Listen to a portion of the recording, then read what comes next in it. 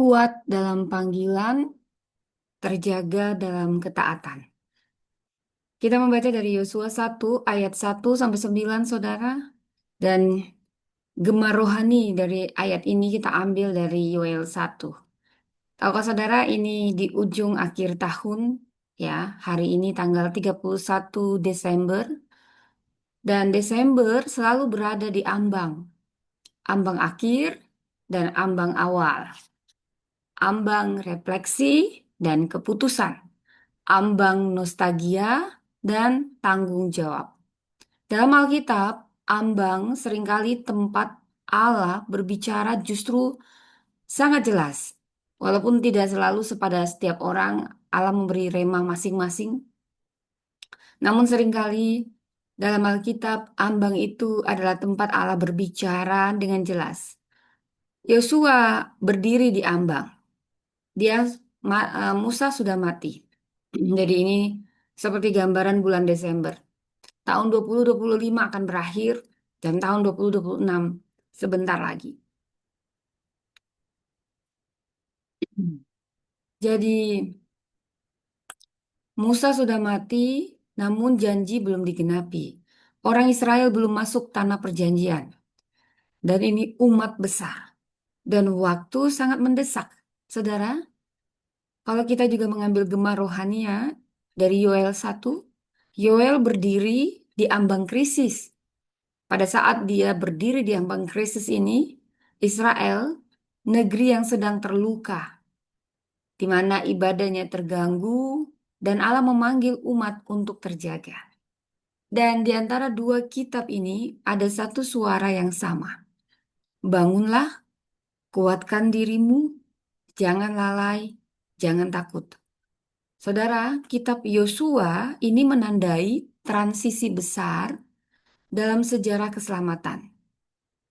Dari kepemimpinan Musa menuju Yosua, dari janji menuju penggenapan, dari pengembaraan menuju penaklukan.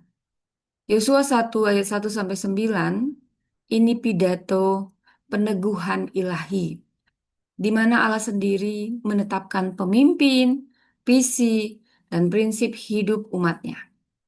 Kalau kita menggali atau mengeksegesis ayat ini satu persatu, setelah Musa hamba Tuhan itu mati, berfirmanlah Tuhan kepada Yosua bin Nun, abdi Musa itu. Jadi, kalau kita gali dari bahasa asli, setelah Musa mati, ini menegaskan ada satu era, ada satu kepemimpinan yang berakhir. Namun percayalah, rencana Allah tidak pernah berakhir. Musa disebut hamba Tuhan, bahasa aslinya Eved Yahweh. Yosua masih disebut Mesaret, abdi atau pelayan.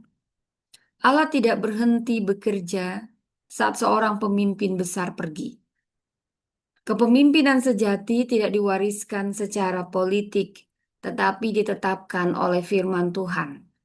Allah berbicara langsung kepada Yosua. Kepemimpinan lahir dari relasi, relasi yang intim dengan Tuhan. Jadi bukan popularitas.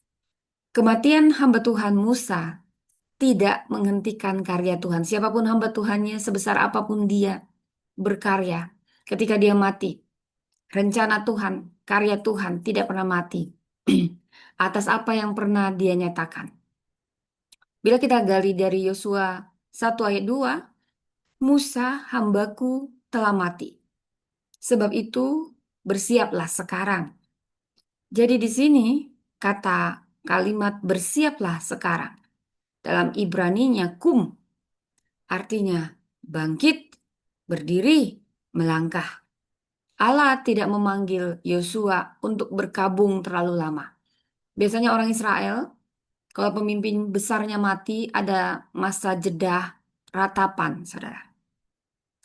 Namun ternyata Allah selalu langsung berfirman, bersiaplah sekarang. Ketika kita menghadapi duka, biasanya kita membiarkan diri kita dulu, ya, menghabiskan tangki-tangki emosional kita berduka, saudara. Ternyata Tuhan langsung mengatakan pada Yosua, bersiaplah sekarang. Allah tidak ingin Yosua berkabung terlalu lama. Demikianlah iman. Iman menuntut kita bergerak, bukan bernostalgia. Ya, boleh bernostalgia, kita mengenang untuk belajar dari masa lalu, saudara. Ada sejarah, kita belajar sejarah. Tapi Allah tidak ingin kita berlarut-larut dalam nostalgia. Nostalgia tahun 2025, saudara. Kita akan melangkah sebentar lagi ke tahun yang baru. Masa lalu boleh kita hormati, tetapi masa depan harus dimasuki. Setiap tempat, di ayat 3 dikatakan, setiap tempat yang diinjak oleh telapak kakimu, kuberikan kepadamu. Menginjak, ini ada tindakan menginjak. Ini tindakan iman yang nyata. Janji Allah itu bersifat potensial, tapi harus direspon aktif. Janji Allah tidak pasif. Ketaatan membuka penggenapan. Tanah sudah dijanjikan, tetapi belum otomatis dikuasai. Iman itu bukan hanya percaya, tetapi melangkah. Kalau kita baca dari ayat 4, dari padang gurun sampai ke sungai Efrat, ini bicara tentang adanya wilayah, adanya batas wilayah. Jadi wilayah ini adalah batas maksimal janji kepada Abraham. Kejadian 15 ayat 18. Allah setia pada janji perjanjian lintas generasi. Apa yang tampak mustahil secara politis, mungkin secara teologis. Janji Tuhan melampaui generasi dan situasi atau kondisi. Dikatakan di ayat 5, seorang pun tidak dapat bertahan menghadapi engkau. Aku menyertai engkau. Immanuel. Ini prinsipal dalam perjanjian lama. Kemenangan bukan karena kekuatan Yosua, tapi karena penyertaan Allah. Penyertaan Allah tidak bersyarat pada kesempurnaan. Harus sempurna dulu, baru Allah menyertai. Tidak. Tetapi pada panggilan. Ketika Allah memanggil, dia sebenarnya sudah lama mempersiapkan seseorang. Ketika Allah memanggil, dia sudah memperlengkapi. Allah yang akan memperlengkapi dan menyempurnakan. Penyertaan Tuhan itu lebih menentukan daripada kekuatan apapun yang dimiliki manusia. Di ayat 6, kuatkan dan teguhkanlah hatimu. Kuat, bahasa Ibraninya, cajak, berani secara aktif. Teguh, amat keteguhan batin menghadapi tekanan. Keberanian rohani bukan tanpa takut, tapi tetap taat di tengah takut. Allah tidak menyangkal tantangan, tetapi memberi daya tahan. Keberanian rohani adalah anugerah yang harus dipilih. Di ayat 7 dikatakan, jangan menyimpang ke kanan atau ke kiri. Saudara, kemenangan spiritual itu bergantung pada ketaatan pada Taurat, bukan strategi militer. Saya ulang, kemenangan spiritual itu bergantung pada ketaatan pada firman, pada Taurat, bukan strategi militer. Jalan Tuhan bukan fleksibel secara moral. Jadi kesuksesan sejati adalah ketaatan, bukan kompromi. Di ayat 8, janganlah engkau lupa memperkatakan kitab Taurat ini. Memperkatakan Haga, ini merenung, menggumam, menghidupi. Firman bukan hanya dibaca, tetapi menjadi nafas hidup. Keberhasilan sejati bersumber dari pembentukan batin oleh firman.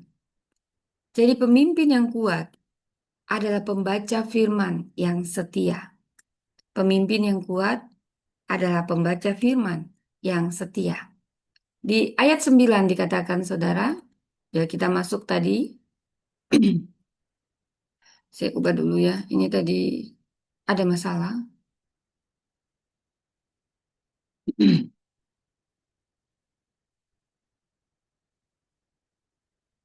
Ya, kita masuk di ayat 9 ya. Di ayat 9 dikatakan begini. Bukankah telah kuperintahkan kepadamu, kuatkan dan teguhkanlah hatimu. Jadi ini puncaknya. Keberanian itu perintah. Kuatkan, teguhkan hatimu. Ini bukan perasaan. Dan Allah menutup firman ini dengan jaminan. Tuhan Allahmu menyertai engkau. Jadi hadirat Tuhan akan mengusir ketakutan terdalam kita. Hadiratmu, hadiratmu memenuhi hidupku. Apa yang kita pelajari dari Yosua 1 ayat 1 sampai 9 ini? Allah kita, Allah yang setia pada janjinya, lintas generasi. Kepemimpinan itu lahir dari ketaatan. Bukan sekedar karena seseorang berkarisma, jadi pemimpin, elegan, anggun. Jadi ini tidak bicara karisma, ini bicara karakter, ketaatan. Keberanian rohani, inilah respon iman kita terhadap firman. Firman Tuhan, ini pusat keberhasilan sejati. Allah tidak memanggil kita untuk merasa siap, tetapi untuk taat saat dipanggil. Ada gema rohani dari Yosua 1 ayat 1 sampai 9. Saya ambil dari Yoel 1 ayat 5. Bangun dan sadar. Bangunlah, hai orang-orang peminum, dan menangislah, merataplah, hai peminum anggur. Oleh karena anggur manis, sebab itu telah dilenyapkan dari mulutmu. Yosua 1. Yosua dipanggil bangkit dari masa berkabung. Pemimpin besar sekali bermusa meninggal. Dan dia menggantikan. Dia yang memegang kepemimpinan baru. Situasi yang relevan dengan ini, Yoel menyerukan kesadaran rohani. Berhenti terlena, bangun, dan berjaga. Jadi kuat itu dimulai dari sadar akan waktu Tuhan, kairos Tuhan. Kuat itu bukan berarti kebal, tetapi kita terjaga dan sadar akan panggilan Allah. Yoel 1 ayat 13 menyatakan, berjaga dalam kesungguhan. Kenakanlah kain kabung dan merataplah, hai para imam. Merataplah, hai para pelayan-pelayan mezbah. Masuklah, bermalamlah dengan kain kabung, hai pelayan-pelayan Allahku. Ini bergema dan relevan dengan ayat Yosua 1, di mana Yosua diperintahkan kuat dan teguh, bukan emosional, tapi spiritual yang kuat. Yoel, dia juga menekankan untuk kita berjaga pada masa Israel dalam kondisi krisis. Dengan apa? Dengan disiplin rohani, doa, pertobatan, kesungguhan. Selaras dengan Yosua 1 ayat 8. Ini merenungkan firman siang dan malam. Kekuatan sejati itu lahir dari hidup yang berjaga di hadapan Allah. Dari Yoel 1 ayat 14, siap bertindak bersama Allah. Adakanlah puasa yang kudus, serukanlah perkumpulan raya. Kumpulkanlah para tua-tua dan seluruh penduduk negeri ke rumah Tuhan Allahmu dan berserulah kepada Tuhan. Ada gema Yosua 1. Yosua tidak berjalan sendiri. Ia memimpin seluruh bangsa masuk tanah perjanjian. Yoel memanggil umat untuk bersatu, berjaga dan berseru kepada Tuhan. Jadi kemenangan itu bukan soal langkah, tapi bagaimana kita punya kesiapan rohani secara bersama-sama. Berjaga itu aktif banget, bukan pasif. Ini yang menyelaraskan kita dengan kehendak Allah, bukan kehendak kita. Jadi Yosua 1 ini sama-sama berresonansi dengan Yoel 1. Kuat, teguh, melangkah bersama Tuhan. Jadi bangun, berjaga, merendahkan diri, bersiap menghadapi waktu Tuhan. Apa pesan rohani utuhnya? Allah memanggil umatnya bukan hanya untuk melangkah dengan berani, tetapi juga untuk berjaga dengan hati yang peka. Apa artinya? Berjaga dengan hati yang peka. Ini bukan sekedar tidak tidur. Dan peka itu bukan sekedar perasaan halus. Dalam Alkitab, berjaga artinya dengan hati yang peka, artinya hidup dalam kesiapan rohani, kepekaan nurani, dan ketaatan yang cepat terhadap suara Tuhan.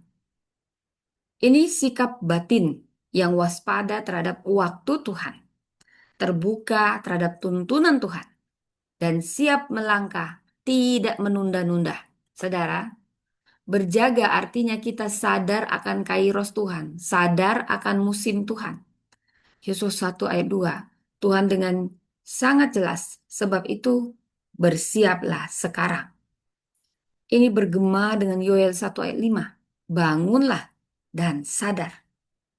Saudara, Allah berbicara ketika sebuah musim berakhir dan musim baru dimulai. Musa mati, Yosua dipanggil, kelimpahan lenyap, umat dipanggil bertobat. Hati yang peka ini mengenali peralihan, bukan terjebak nostalgia atau ketakutan. Seorang yang kehilangan jabatan, peran, atau kenyamanan tidak mengeras dalam keluhan, tetapi bertanya, Tuhan, apa yang Engkau mau ajarkan dan kemana Engkau membawaku? Berjaga itu berarti tidak tertidur dalam masa lalu. Apa itu hati yang peka? Hati yang peka, hati yang taat meski tidak nyaman. Yosua 1 ayat 17 jelas berkata, bertindaklah hati-hati sesuai dengan seluruh hukum. Ini bergema dengan Yoel 1 ayat 13. Bermalamlah dengan kain kabung. Jadi, ketaatan sejati seringkali melukai ego kita. Tetapi inilah yang menyembuhkan roh. Yosua diminta taat pada Taurat. Para imam diminta meratap dan merendahkan diri. Jadi hati yang peka ini tidak menawar firman. Saat Tuhan menegur lewat firman tentang pengampunan, integritas, atau pelepasan, hati yang keras berdalih, hati yang peka bertobat dan berubah. Jadi kekuatan rohani kita itu terlihat bukan saat kita berkuasa, tetapi justru saat kita bisa tunduk. Berjaga artinya memelihara keintiman dengan firman. Yosua 1 ayat 8, renungkanlah itu siang dan malam. Mazmur 119 ayat 105, firmanmu itu pelita bagi kakiku. Jadi kepekaan tidak lahir dari emosi, tetapi dari persekutuan yang konsisten dengan firman Tuhan. Orang yang berjaga, dia tidak hanya membaca firman saat krisis, tetapi menjadikannya irama hidup. Saat harus mengambil keputusan besar, kita tidak hanya bertanya pada logika atau orang lain, tetapi sudah memiliki kepekaan rohani yang terlatih oleh firman. Firman membuat hati kita peka, dan hati yang peka akan membuat langkah kita tepat. Hati yang peka itu juga cepat dia merespon, tapi tidak menunda. Yosua 1 ayat 9, janganlah kecut dan tawar hati. Yoel 1 ayat 14, kumpulkanlah dan berserulah kepada Tuhan. Ketika Tuhan berbicara, respon cepat itu lebih penting daripada kesiapan sempurna. Yosua tidak menunggu Israel siap sepenuhnya.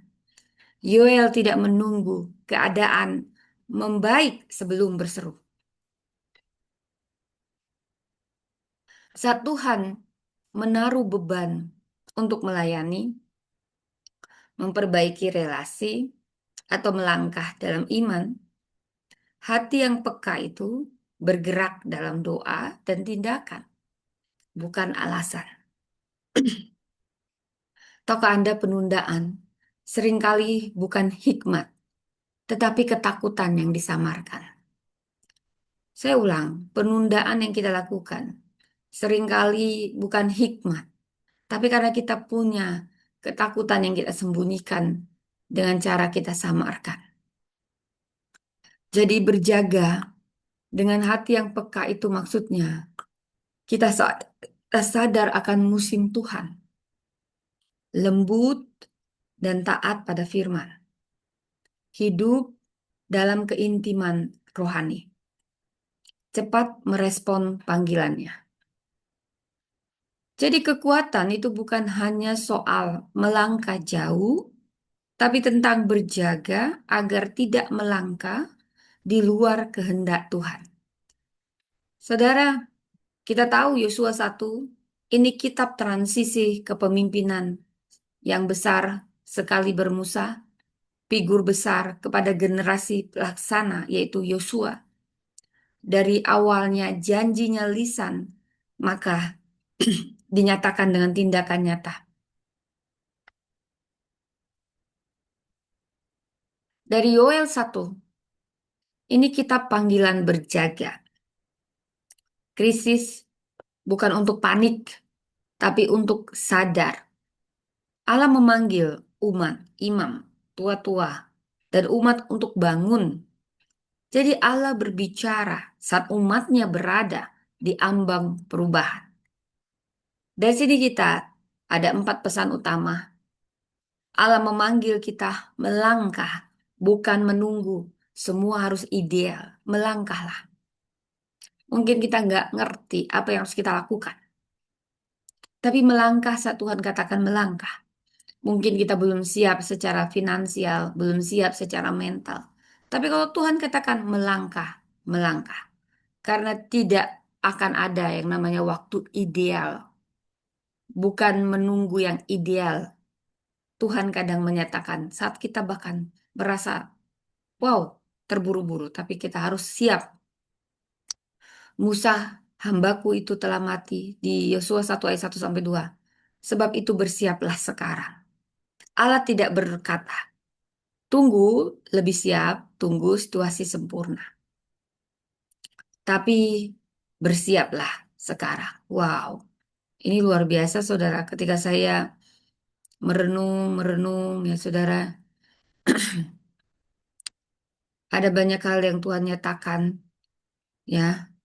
Jadi di pesan yang pertama dikatakan dengan jelas saudara, saya akan mengupas tuntas. Pesan yang pertama ini,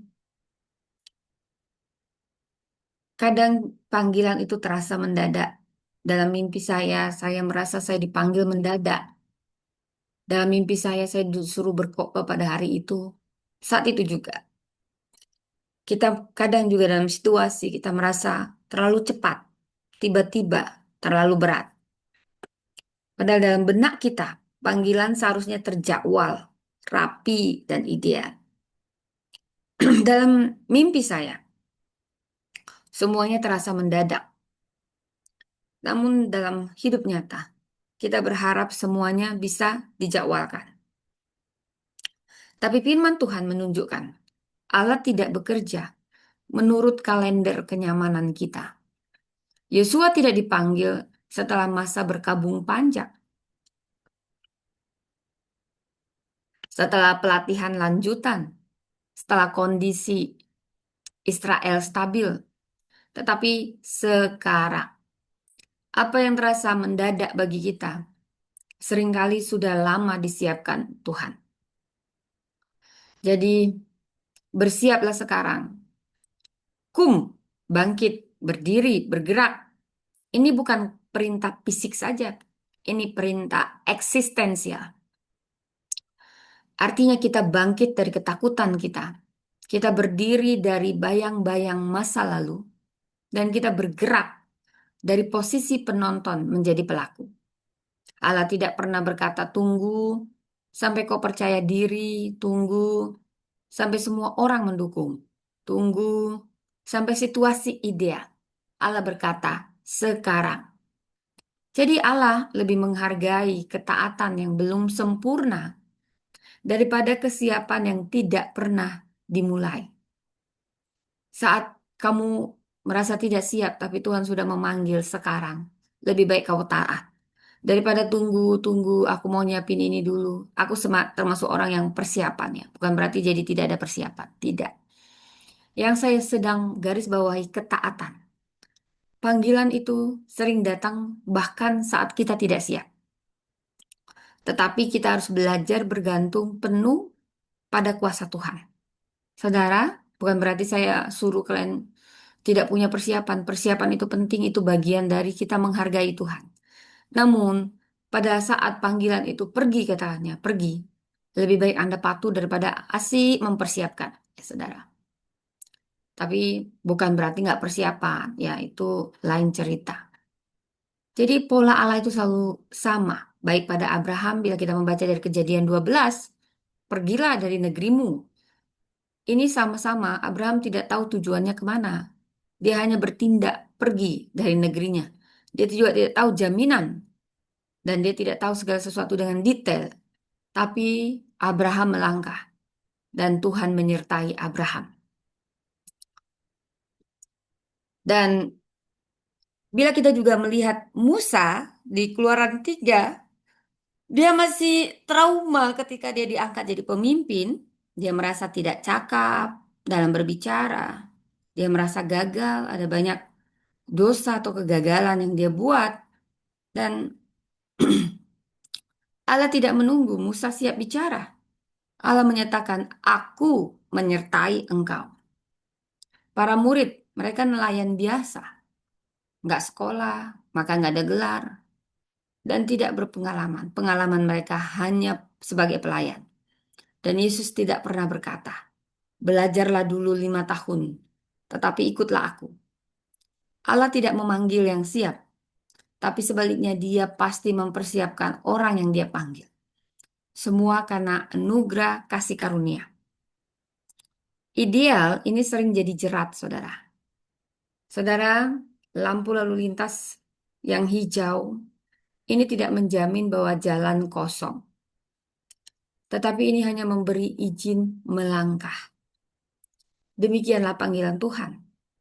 Tidak menjamin gak ada tantangan. Tapi menjamin otoritas untuk bergerak. Saudara, saya pernah mengajari anak saya berjalan. Saya tidak akan menunggu dia stabil dulu, baru saya ajari berjalan. Justru dengan berjalanlah dia akan belajar stabil. Kalau kita selalu menunggu waktu yang ideal, situasi yang ideal, kita tidak akan pernah mulai, kita tidak akan dewasa. Kematangan itu bukan syarat awal ketaatan, tapi buah ketaatan. Kematangan buah ketaatan, bukan syarat untuk ketaatan. Saudara, Walt Disney dia dikeluarkan dari surat kabar karena dianggap kurang imajinasi. Dan studio pertamanya bangkrut. Namun dia bangkit dan tidak menunggu sampai semua situasi ideal. Jika kamu bisa memimpikannya, kamu bisa memulainya. Itu kata Walt Disney. Nelson Mandela, dia dipenjara 27 tahun. Dia tidak menunggu kebebasan untuk memimpin. Tapi dia justru sudah memimpin dari dalam penjara. Dengan karakternya, dengan keteguhannya. Saudara tokoh besar tidak menunggu semua keadaan ideal.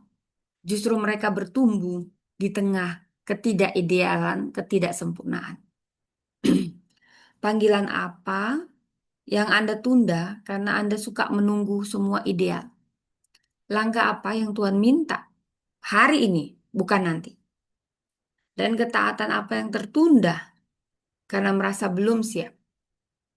Saudara, mulailah kita melayani walau masih belajar, berdamai walau hati masih berproses, dan melangkah walau belum semua jelas.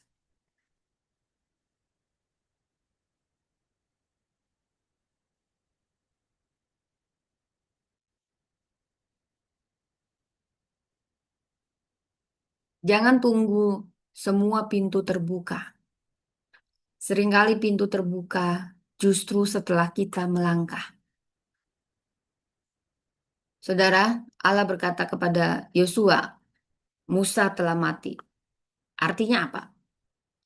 Artinya masa lalu tidak boleh menjadi alasan kita stagnasi. Kenangan tidak boleh mengikat masa depan. Allah berkata, sekarang, sekarang. Jadi Allah tidak memanggil kita untuk hidup saat semuanya terasa nyaman, tapi saat iman yang harus dipilih. Jadi bukan kesiapan yang mendahului ketaatan, tapi ketaatanlah yang melahirkan kesiapan. Yang kedua, kekuatan sejati lahir dari ketaatan pada firman. Dalam Yosua 1 ayat 6 sampai 8, kuatkan dan teguhkanlah hatimu. Janganlah engkau menyimpang ke kanan atau ke kiri. Saudara, seringkali kita salah paham tentang apa itu kekuatan. Ketika kita mendengar kata kuat, dunia sering membayangkan ototnya besar, posisinya tinggi, suaranya keras. Mentalnya baja tak tergoyahkan. Namun Alkitab mendefinisikan kekuatan itu sangat berbeda dengan dunia ini. Kepada Yosua, pemimpin militer, tidak pertama-tama memberi strategi perang, tetapi memberi firman. Allah tidak menjanjikan medan yang mudah, tetapi penyertaan yang teguh melalui firman. Kuatkan dan teguhkan. Kuatkan dan teguhkanlah hatimu. Dalam bahasa Ibraninya bila kita gali, cajak. Ini menjadi kuat karena berpegang. Amat kokoh dari dalam. Tidak mudah runtuh. Jadi ini bukan kekuatan emosi, tapi kekuatan yang berakar pada ketaatan. Allah tidak berkata, kuatlah karena engkau tak hebat. Teguhlah karena pengalamanmu. Bukan. Tapi dikatakan jangan menyimpang dari firman. Jadi kekuatan rohani ini bukan lahir dari situasi yang mendukung, tetapi dari hidup yang diatur oleh firman. Saudara, saya mau menekankan 3 hal. Firman itu harus diperkatakan. Baca firman bersuara. Jangan engkau lupa memperkatakan kitab Taurat ini. Kata Ibraninya haga, ini artinya menggumamkan, melafalkan, dan membiarkan firman keluar dari mulut perlahan. Apa yang kita ucapkan, itu akan membentuk apa yang kita yakini. Yesus melawan pencobaan dengan firman. Diucapkan, ada tertulis. Jadi ucapkan firman saat takut, ucapkan firman saat bingung, ucapkan firman saat iman melemah. Kita perlu merenungkannya siang dan malam. Saudara, merenungkan ini bukan membaca cepat, melainkan membiarkan firman menetap. Air yang mengalir deras, ini bisa dilewati, tetapi air yang meresap perlahan, ini yang menghidupkan tanah. Firman yang direnungkan, ini akan membentuk cara berpikir, cara merespon, cara mengambil keputusan. Ini sangat dibentuk bagaimana firman yang direnungkan. Dan firman yang dilakukan, ini melakukan dengan setia segala yang tertulis di dalamnya. Firman ini tidak boleh hanya berhenti di kepala, tapi harus jadi arah hidup. Firman yang tidak ditaati tidak akan memberi kekuatan. Saya ulang. Firman yang tidak ditaati tidak akan memberi kekuatan. Di Yakobus 1 ayat 22 dikatakan, jadilah pelaku firman, bukan hanya pendengar. Saudara, saya ingin memberi ilustrasi bagaimana firman itu perlu tinggal di hati. Saudara, saat alat kita, catatan kita, waktu kita sempit, firman yang tinggal di hati yang akan tetap berbicara. Saya pernah dalam mimpi ini HP saya mati, catatan saya tertinggal, waktunya mendesak. Apa yang menolong? Bukan buku, tapi apa yang sudah tertanam di hati. Firman yang disimpan di rak, di buku tidak akan menolong di hari genting. Tapi firman yang dihidupi, itu akan muncul otomatis. Saudara, Viktor Franklin, psikiater Yahudi, dia selamat dari kamp konsentrasi Nazi. Dia kehilangan keluarga, kehilangan kebebasan, keamanan, tapi dia bertahan karena satu hal. Dia punya nilai dan makna hidup yang terus dia pegang teguh. Orang yang hidup dengan prinsip, dia akan tetap kuat meski penopang luarnya hilang. Helen Keller, dia buta, tuli, tidak bisa bicara. Tapi dia punya disiplin, pikiran, dan nilai hidup yang kuat. Kekuatan sejati lahir dari apa yang menguasai batin, bukan dari kondisi luar. Firman yang kita ucapkan saat tertekan, itu firman apa? Dan nilai apa yang kita pegang saat harus memilih cepat? Dan firman hanya boleh dibaca saat ibadah. Apakah itu benar? Tidak. Dia ini harus dibaca, dihidupi setiap hari. Kita harus membiasakan membaca ya satu ayat satu hari. Kita renungkan, bukan sekedar membaca. Dan kita lakukan dengan setia. Ini ketaatan dalam senyap. Allah tidak berkata. Jadi firman yang kita hidupi di hari tenang akan menopang kita di hari mendesak. Allah tidak berkata kepada Yosua, aku akan membuatmu tidak takut. Tetapi jangan menyimpang dari firman. Saudara, kekuatan sejati bukan saat hidup mudah, tapi saat firman tetap memimpin meski keadaan menekan. Orang yang hidup dalam firman mungkin terguncang, tetapi dia tidak akan runtuh. Jadi yang ketiga, jangan takut, juga jangan lelah. Yosua 1 ayat 5 dan Yoel 1 ayat 5. Jangan takut, jangan tawar hati. Bangun, hai kamu yang mabuk. Saudara, dalam kehidupan rohani ada dua jurang berbahaya. Takut yang melumpuhkan atau lengah meninabobokan. Dan keduanya ini sering terjadi di gereja. Gereja dan orang percaya itu bisa tidak takut, tapi kehilangan kewaspadaan. Bisa sangat aktif, tetapi tidak berjaga. Bisa sibuk pelayanan, tetapi tumpul secara rohani. Karena itu firman berbicara dari dua arah sekaligus. Pada Yosua untuk jangan takut, dan kepada Yoel untuk jangan lalai. Allah tidak memanggil umat yang berani, tapi umat yang terjaga. Saudara, Yosua 1 ayat 9, jangan takut.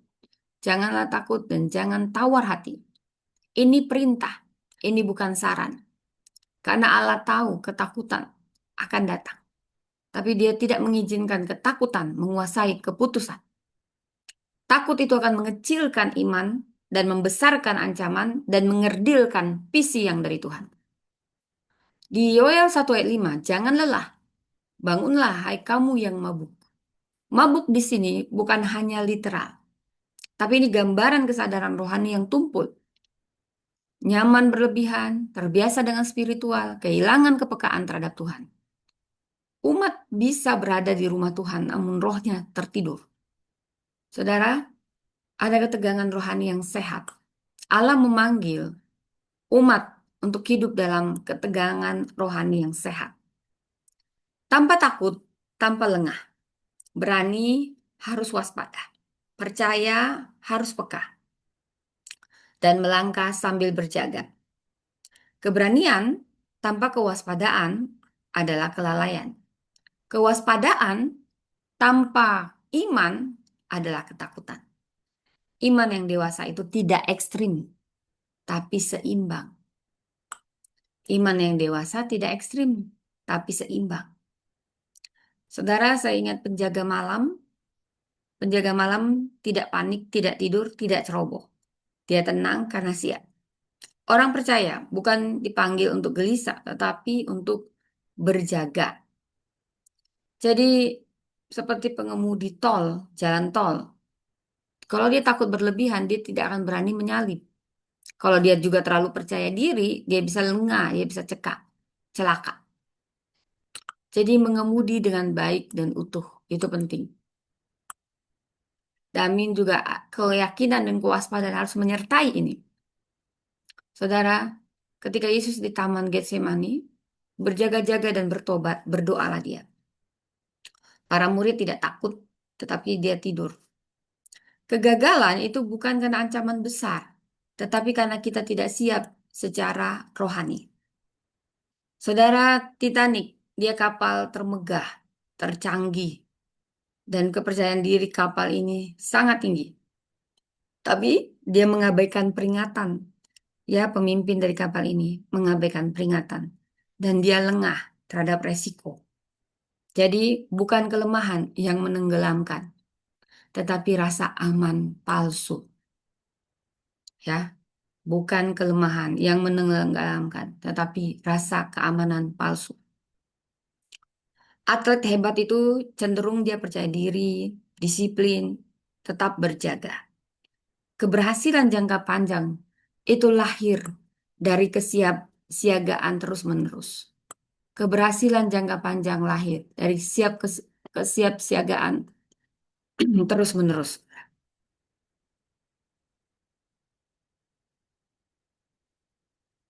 Jadi, apakah saat ini ada yang takut melangkah? Apakah merasa terlalu nyaman sehingga berhenti berjaga? Apakah ada aktivitas rohani yang masih disertai kepekaan? Kita perlu memeriksa motivasi pelayanan kita. Kita bangun disiplin doa pribadi. Kita latih kepekaan terhadap teguran Roh Kudus. Dan jangan takut menghadapi dunia, tetapi jangan tertidur di hadapan Tuhan. Allah berkata kepada Yosua, beranilah.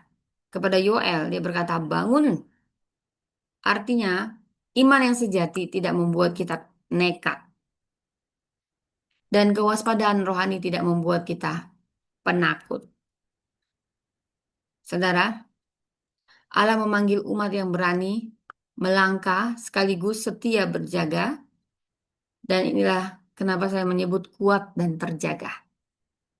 Saudara, pesan yang keempat, penyertaan Tuhan inilah jaminan melangkah di musim baru. Yosua 1 ayat 1 dan ayat 17 sampai 18. Tuhan Allahmu menyertai engkau kemanapun engkau pergi. Kita melangkah ini bukan karena takut, saudara. Kita melangkah bukan karena takut, tetapi karena kuat, karena disertai Tuhan. Jadi, apa sebenarnya yang kita butuhkan di musim baru? Setiap orang ingin memasuki musim baru, pelayanan baru, tanggung jawab baru, fase hidup baru. Tapi sering bertanya, apakah saya sudah cukup mampu? Apakah saya cukup berpengaruh? Apakah saya cukup didukung? Namun Allah tidak menjawab dengan daftar kemampuan. Ia menjawab dengan satu janji, aku menyertai engkau. Jadi di musim baru yang sebentar lagi kita songsong, yang paling kita butuhkan bukan sekedar peningkatan kapasitas, tetapi kepastian penyertaan Tuhan. Janji itu harus diulang-ulang, sebab Tuhan Allahmu menyertai engkau kemanapun engkau pergi. Ini bukan janji sekali janji. Ini janji yang diulang-ulang sepanjang tol.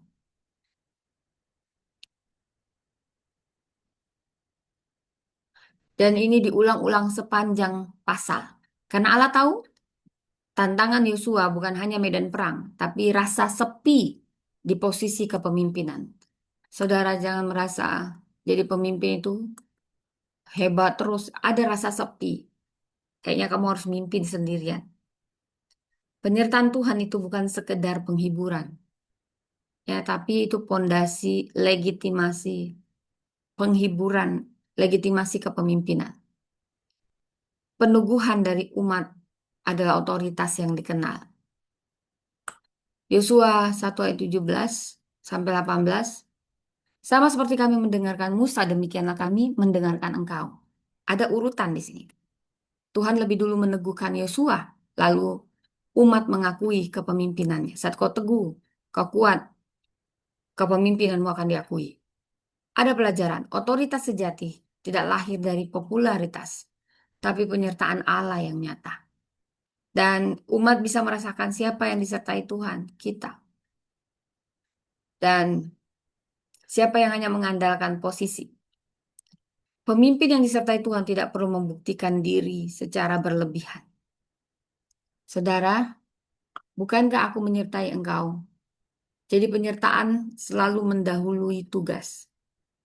Penyertaan selalu mendahului tugas.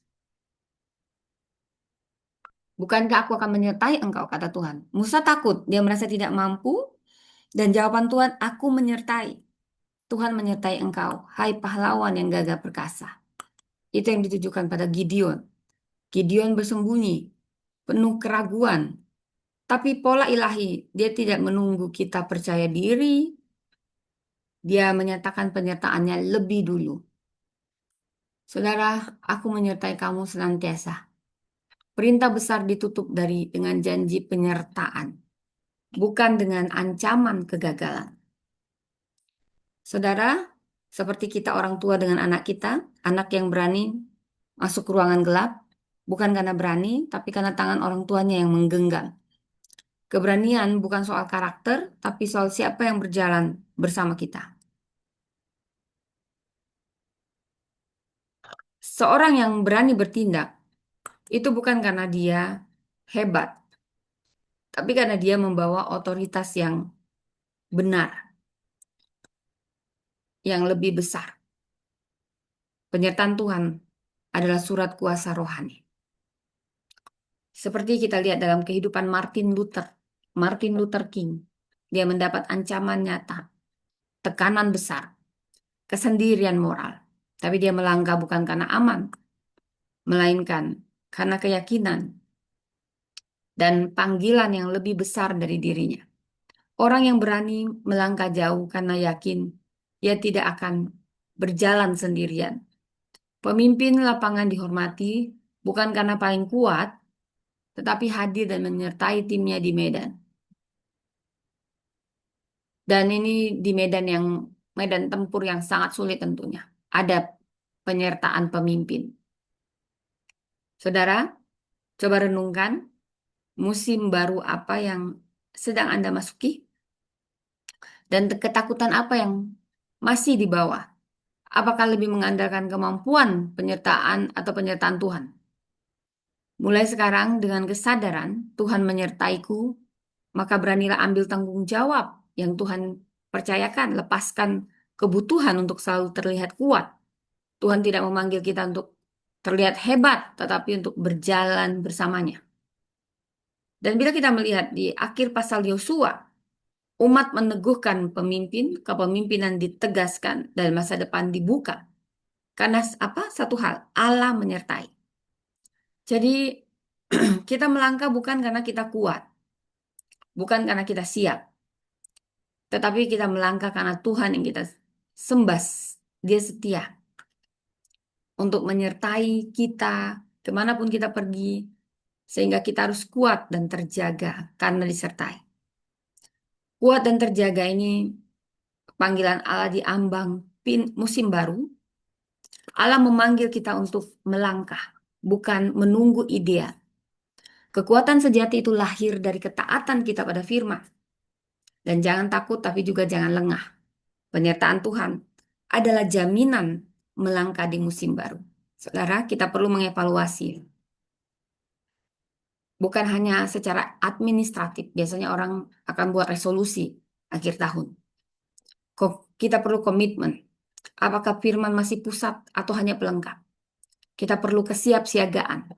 Apakah kita berjaga atau hanya sibuk? Di Ayoya 1:14, kuduskanlah suatu puasa. Adakanlah perkumpulan raya. Saya mengundang Bapak Ibu yang ingin mengalahkan ketakutan di tiap tahun, dan berpuasa. Saudara, saya ajak berpuasa bersama-sama.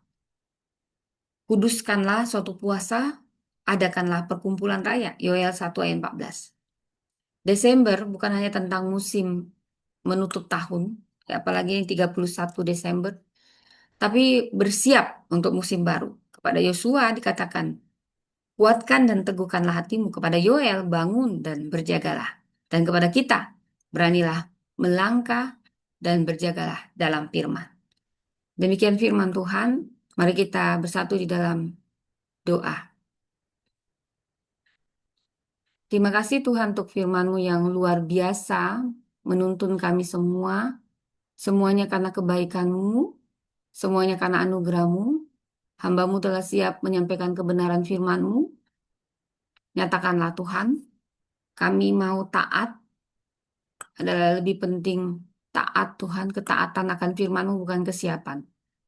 Kami mau melangkah, kalau Kau suruh kami melangkah, bukan menunggu ideal.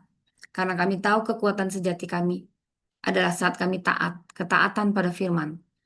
Kami tidak mau takut, tapi kami mau senantiasa berjaga-jaga. Dan kami tahu pernyataan Tuhan, jaminan melangkah di musim baru. Kami minta perkenanan, penyertaan Tuhan di musim baru ini yang akan kami masuki. Di dalam nama Tuhan Yesus kami berdoa. Amin. Demikian firman Tuhan, Tuhan memberkati.